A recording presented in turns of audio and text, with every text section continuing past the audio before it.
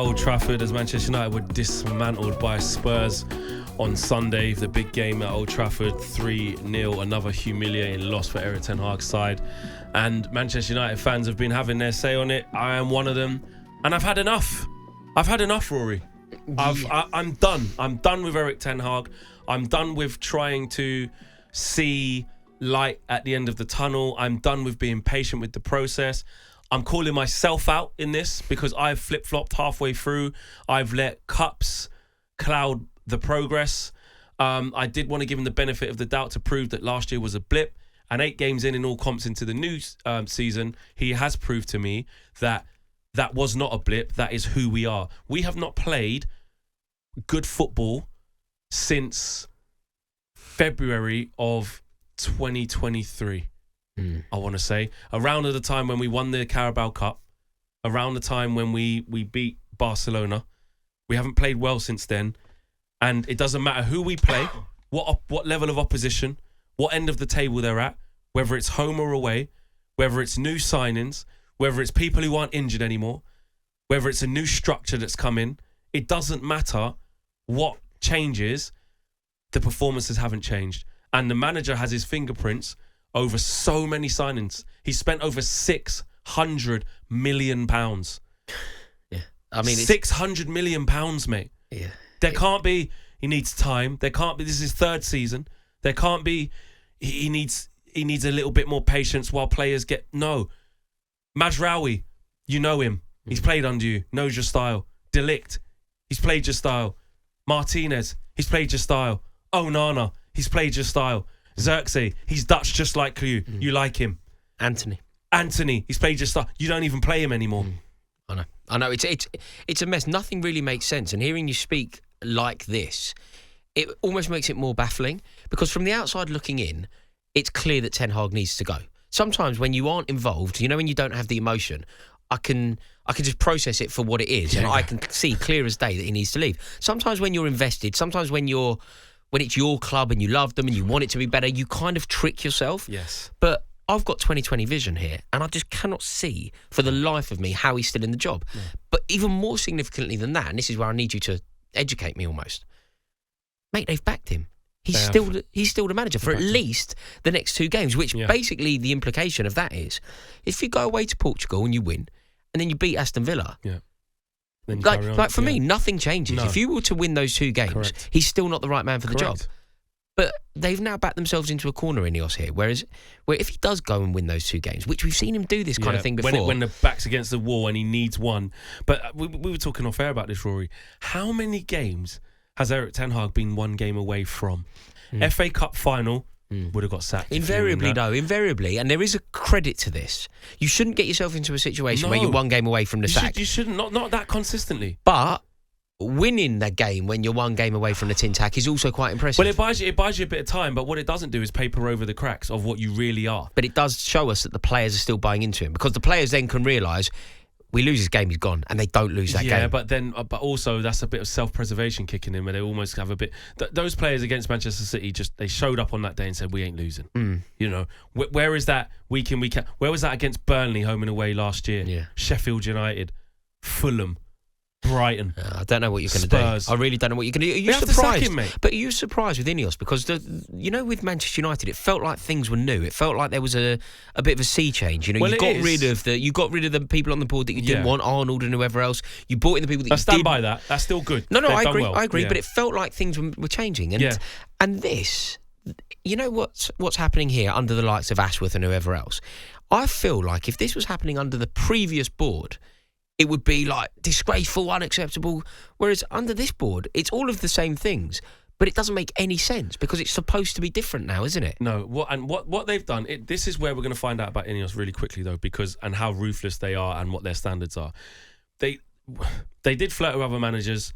Looked like they conducted a review, and for whatever reason, they came to the conclusion that Erik Ten Hag was the right man to see if he can fix it. But this is the problem, though. You've booked yourself into a corner here because you've 100%. now interviewed other managers, Thomas Frank, Roberto De Zerbi, to see and you've all said that and you've therefore concluded that Ten Hag is the best. They have to undo their conclusion, mate.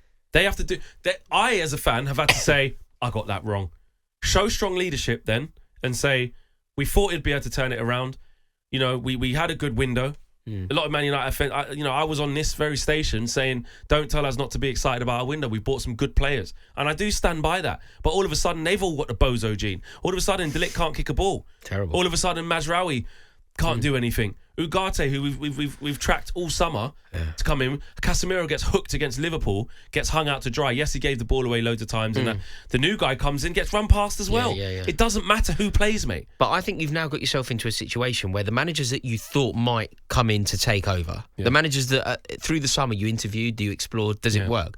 Can't go back to them now because you've already concluded that Ten Hag was best. No, I think you have to go elsewhere, which means go and get me Thomas Tuchel.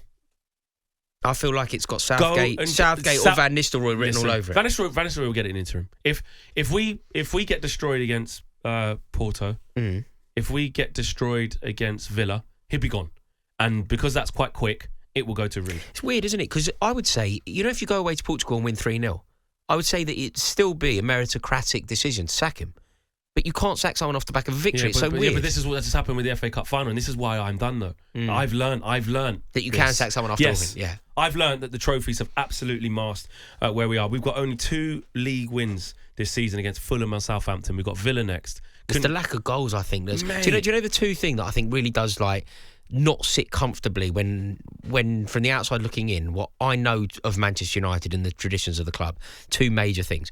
One is the lack of goals that you're scoring. Yeah. Like the traditions of Giggs and Beckham and Van Nistelrooy and Rooney and Cantona. Yeah. Potent up front. Yeah. Even before I was born. Berbatov, Tevez. Best, Lord, goals, man. Goals galore at that club. The other thing, though, do you know what I thought was amazing? 2 games in a row, the defender just charging through the middle of your team. The spine, the heart. Hey. Where's Brian Robson when you need him? There's Roy Keane when you need him. Yeah. Do you know what I mean? It doesn't happen, does it? It doesn't happen. We don't have big characters. But also, again, it screams to the manager because I'm not in this notion that Man United have a squad of 24 really, really bad players. No, I just think we have a really bad manager. I think you do have a squad of very average players, I'm afraid, though, mate. Look at the signings of the last summer. I know that you're not going to want to hear this, and I know that they're young, and this could prove me wrong in years to come. But Rasmus Højlund and Joshua Zirkzee are just not Manchester United quality. They're just not. And you can. I'm sure that you will now issue a really robust and diffusive defence of those 2 players. But when I'm not involved, I'm right, mate. No, they're not. They're just not. I said this on our podcast the other day. I said opponents aren't scared of Joshua Zirkzee. No, and Rasmus Højlund. barely Do you know know who what I mean? he is. So that is from that stage, from that bit of it, they don't strike fit. But it's almost like when you got Nicholas Jackson, though. It's like. And I know your thoughts on him might be, you still think he might be not very good, but he's something there. He's quick. He can get at people. What he was, and even when he was missing last season, and he looked far too profligate to be an efficient Premier League striker, he was still a brilliant player. He was causing trouble for defenders. He was creating for other players. Like Rasmus Højlund barely touches the ball. But this is what I mean, though. But then he also finished it with 16 goals, the same as goals as Nicholas Jackson did. Yeah, but now you're buying into what you're doing with you're buying into stats. Is now I'm going to defend Erik Ten Hag by going he won a cup. Do you know what I mean? You've got to look beyond that. Yeah, no, and I have to get away from that. I can't. I'm not doing that. Do you think he goes? Yes. But what happens if you beat? I don't understand how he can now go if you beat. No, because Porto. we're not going to, mate. So you don't think he goes? No, or do you think he goes at some point? We're not going to beat them teams. Oh, you're not going to beat them teams? We're going to lose the next 2 games. I see what you mean. Or maybe like a draw against Porto, maybe, but we'll get absolutely destroyed against Porto. Okay, just play a game with me. Go on. You beat Porto convincingly. You go there, like any win away from home in Europe is quite convincing. Yeah. You go there and you win 3-1, something like that. It just happens. Rashford's on fire. It just happens. And then you go and beat. And then you go to Villa, and Villa Park over the years, Ryan Giggs, Paul Scholes, it's been a good ground for you. Does he? He probably will stay, mate, yeah. It's wild, isn't it? Ineos, it's the Glazers Mark II, isn't it? Well, I want to say no. It's the B-Tech Glazers. I want to say no because of the people that they've brought in, and that's why I'm looking at them now to say, stand by your word. We've been told, Omar Barada at City, don't take any messing about me. 2 years, if you're not doing it, you're out. Dan Ashworth, he's got a great reputation for the job that he does. The same with Sir Dave Brailsford, Jean-Claude Blanc, and we apparently Sir Jim is no nonsense, but you can't. There's nowhere to hide now. There's no more excuses. There's no mitigating circumstances. Look how many injuries Manchester United had last year. The manager sat in the press conference and said, "Been there for 3 years as well now." Exactly. Look what Arne Slot did to him 2 games in. Even Ange Postecoglou, mate, who we get on to, etc. I can still see what they look like. I still see what they do day in, day out. when I see Spurs play, Baffling. you know? And it's just a big, big problem, mate. And Man United, if we keep Erik Ten Hag, mate, we'll finish 8th again. Maybe, if you're lucky, maybe worse. yeah. If you're lucky, mate, we're 13th in the but league. do you know what will happen? You'll finish 13th, but you win the cup, and he'll stay again. Winning Europa, finish 13th, win Europa League, get Champions League. But then he keeps his job though. No, he can't. He's got to go. He's got to go, and I'm being honest. I'm not changing back as well. On AM, on DAB, via the talkSPORT app, and on your smart speaker. talkSPORT.